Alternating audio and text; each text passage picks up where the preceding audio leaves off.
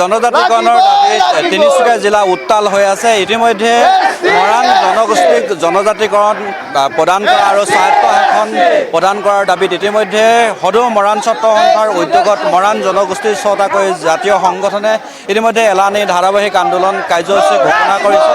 আৰু পূৰ্বে ঘোষণা কৰা কাৰ্যসূচী অনুসৰি আজি কাকপথাৰত এক বিশাল জোৰ সমদল বাহিৰ কৰা হৈছে আৰু এই জোৰ সমদলে সমগ্ৰ কাকপথাৰ এইখিনি মুহূৰ্তত কঁপাই তোলা পৰিলক্ষিত হৈছে। বিভিন্ন চৰকাৰ বিৰোধী শ্লোগানে মৰাণ জনগোষ্ঠীৰ 6টাকৈ জাতীয় সংগঠনৰ উদ্যোগত আজি বাহিৰ হোৱা এই জোৰ সমদলত ইতিমধ্যে জনগোষ্ঠীটোৰ সকলো স্তৰৰ লোকে অংশগ্ৰহণ কৰিছে। তাৰ পৰিৱেশটো দেখুৱাইছে এয়া 115 নং ৰাষ্ট্ৰীয় ঘাইপথেৰে বাহিৰ কৰা এই জোৰ সমদলটো কাকপথাৰ টাউনৰ অভিমুখে আগবাঢ়ি গৈছে। মই মৰাণ ছাত্ৰ সন্থাৰ সভাপতি আছে, নেতৃত্ব আছে, মই অকণমান কথা পাতিবৰ কাৰণে চেষ্টা কৰিম যে দীৰ্ঘদিন ধৰি মৰাণসকলক জনজাতিকৰণ প্ৰদান কৰাৰ নামত কেৱল ভুৱা আশ্বাস ভুৱা প্ৰতিশ্ৰুতি প্ৰদান কৰিছে আৰু আপোনালোকে এইবাৰ ধাৰাবাহিকভাৱে আন্দোলন ঘোষণা কৰিছে আৰু আপোনালোকৰ আজিৰ কাৰ্যসূচী অনুসৰি চৰকাৰক ব্যাপক ৰূপত সমালোচনা কৰিছে। এই কাৰ্যসূচীৰ জৰিয়তে কি বাৰ্তা দিব এই কাৰ্যসূচী? হয়, আমি ক'ব বিচাৰিছোঁ চৰকাৰে মৰাণসকলক জনজাতিকৰণ দিম বুলি আজি বহু প্ৰতিশ্ৰুতি দিলে। চৰকাৰ আহিল আৰু গ'ল আৰু চৰকাৰে এইখন চৰকাৰো 10 বছৰ অতিক্ৰম কৰিলে, কিন্তু আজি পৰ্যন্ত জনজাতিকৰণ দিবলৈ সক্ষম নহ'ল। গতিকে ক'ব বিচাৰিছোঁ মৰাণসকলক যেতিয়ালৈকে জনজাতিকৰণ নহ'ব তেতিয়ালৈকে কিন্তু আমাৰ এই জংগী আন্দোলন হ'ব আৰু এইবাবে আজি দ্বিতীয়টো দিনা আপোনালোকে দেখিছে হাজাৰ হাজাৰ মৰাণ মানুহ আহিছে, কিন্তু ইয়াৰ পাছত ইয়াতকৈ বেছি মানুহ হ'ব। আপোনালোক কৈ দিছোঁ আমাৰ মাঘেৰিটা 6 তাৰিখে আছে, 10 তাৰিখে তিনিচুকীয়াত আছে, ইয়াতকৈ বেছি মৰাণ মানুহে আমাক সহযোগ কৰিবলৈ ওলাই আহিব আৰু চৰকাৰে যিকোনো তেখেতলোকে যদি বিভিন্ন প্ৰশাসনক প্ৰয়োগ কৰি যদি আমাক ৰোধ কৰিব বিচাৰে সেই ৰোধকো উফৰাই পেলোৱা শক্তি আমাৰ মৰাণ জনসাধাৰণৰ আছে। আমি ক'ব বিচাৰিছোঁ ইমান দিনে মৰাণসকলক বঞ্চনা কৰা শোষিত কৰা মিছা প্ৰতিশ্ৰুতি দিয়া আমি মৰাণ জনসাধাৰণে নিশ্চিতভাৱে দিব আৰু এই আন্দোলনৰ পাছতে কিন্তু অৰ্থনৈতিক অৱৰোধ এই অৰ্থনৈতিক অৱৰোধ ভয়ংকৰভাৱে অসমৰ আটাইতকৈ ভয়ংকৰ জংগী আন্দোলন গঢ়ি তুলিবলৈ সক্ষম আমি। মই জয়কান্ত মৰাণ আছে সাধাৰণ সম্পাদক। মই আপোনাৰ পৰা জানিব বিচাৰিছোঁ যে আপোনালোকক কেৱল মাত্ৰ ভুৱা আশ্বাস ভুৱা প্ৰতিশ্ৰুতি প্ৰদান কৰি আহিছে, তাৰ বিনিময়ত কিন্তু চৰকাৰে আপোনালোকৰ যিটো ন্যায্যতা সেইটো প্ৰদান কৰাত ব্যৰ্থ। নিশ্চিতভাৱে এটা কথা ক'ব লাগিব, মৰাণসকলৰ জনজাতিকৰণৰ বিষয়টো আজিৰ তাৰিখলৈকে কিন্তু চৰকাৰখনে ভাবিব নোৱাৰিলে। এইটো কিন্তু আটাইতকৈ দুৰ্ভাগ্যজনক বিষয়, যিখন চৰকাৰে বিদেশীক অসমত নাগৰিকত্ব প্ৰদান কৰিব পাৰে। 37 আৰ্টিকুলৰ দৰে কাশ্মীৰৰ পৰা আৰ্টিকুল আঁতৰাই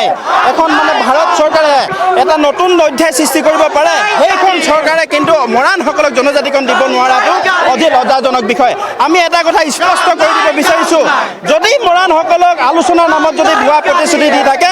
নিশ্চিতভাৱে এদিন নহয় এদিন এই অসমখনত কিন্তু অসমীয়া লোকসকল বা মৰাণৰ অসমীয়া খিলঞ্জীয়া লোকসকলে কিন্তু ইয়াতকৈ জংগী আন্দোলন কৰিব।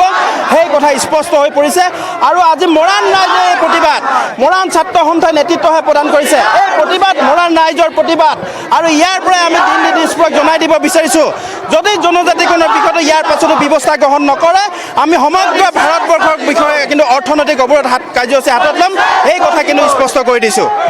আৰু অসম মৰাণ সভাৰ সাধাৰণ সম্পাদক আছে বিতুপন মৰাণ মই কথা পাতিব বিচাৰিছোঁ যে চৰকাৰ প্ৰশাসনে আপোনালোকৰ যিখন মূল সংগ্ৰাম জনজাতিকৰণৰ যিখন সংগ্ৰাম চলি আছে দশক ধৰি কেৱল প্ৰতাৰণা ভুৱা আশ্বাসৰ বাহিৰে আপোনালোকে একো দিয়া মৰাণ জনজাতি স্বায়ত্তশাসন আৰু জনজাতিকৰণ এইটো আমাৰ প্ৰাপ্য আছিল এইটো আমাৰ অধিকাৰ আছিল দশক ধৰি বিগত 70 দশকলৈকে আমি মৰাণসকলে জনজাতিকৰণ আৰু স্বায়ত্তশাসন লাগে বুলি চিঞৰি আছোঁ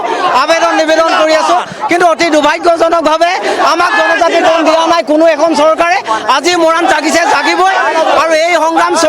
চলিব মৰাণ জনজাতিয়ে যেতিয়ালৈকে জনজাতিকৰণ আৰু স্বায়ত্তশাসন নাপায় তেতিয়ালৈকে ক্ষান্ত আমি নহওঁ আৰু আমি মৰাণ জাতি ইতিহাস প্ৰকৃত সংগ্ৰামী আৰু সাহসী জাতি দুৰ্যোগ যিমানেই নাহক সংগ্ৰামে আমি তাক প্ৰতিহত কৰিম এই কথা চৰকাৰে জনা উচিত ইতিহাসৰ প্ৰতিখিলা পৃষ্ঠাত আমাৰ বীৰত্বৰ কথা লিখা আছে আমাৰ এই গৌৰৱৰ ইতিহাস লিখা আছে যিকোনো মূল্য বিনিময়ত আমাক জনজাতিকৰণ লাগিব স্বায়ত্তশাসন লাগিব অন্যথা আমি ক্ষান্ত নহওঁ মৰাণ মহিলা পৰিষদৰ সভানেত্ৰী আছে মই অকণমান জানিব বিচাৰিম যে আপোনালোকক চৰকাৰ প্ৰশাসনে এখন আন্দোলন মষিমূৰ কৰিবৰ কাৰণে বাধা প্ৰদান কৰা হৈছে তৎসত্ত্বেও আপোনালোকে ওলাই আহিছে হয় নিশ্চিতভাৱে যিহেতু আমাৰ মৰাণ ৰাইজক চৰকাৰে বাৰে প্ৰতাৰণাৰ পৰা খণ্ডাবত কিন্তু মৰাণ ৰাইজে আজি হাত পাতি বহি নাথাকে যিহেতু চৰকাৰ ইখনৰ পিছত ইখন পৰিৱৰ্তন হৈছে কিন্তু আমাৰ জনজাতি মৰ্যাদা মৰাণ জনগোষ্ঠীৰ স্বাস্থ্যভুক্ত স্বায়ত্তশাসন প্ৰদানকে আদি কৰি বিভিন্ন সমস্যাত জৰ্জৰিত যিসকল মৰাণ ভূমিপুত্ৰসকল যিসকল থলগিৰি মৰাণসকলক কিয় হিমন্ত বিশ্ব শৰ্মা কিয় থলগিৰি মৰাণসকলক জনজাতি মৰ্যাদা দিবলৈ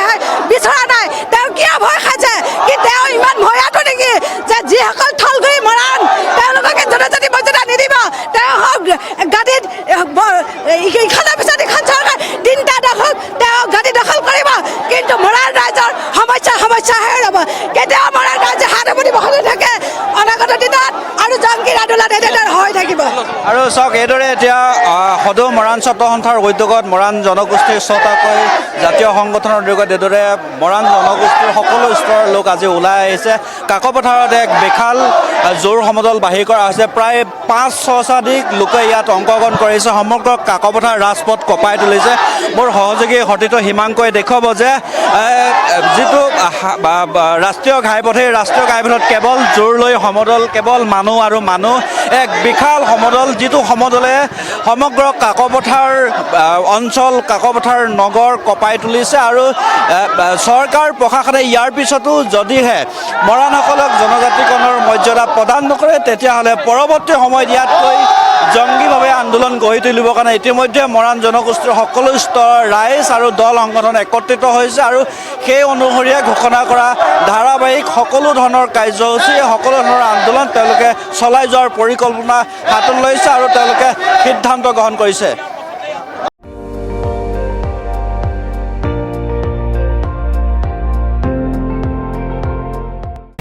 আপুনি চাই আছে ND24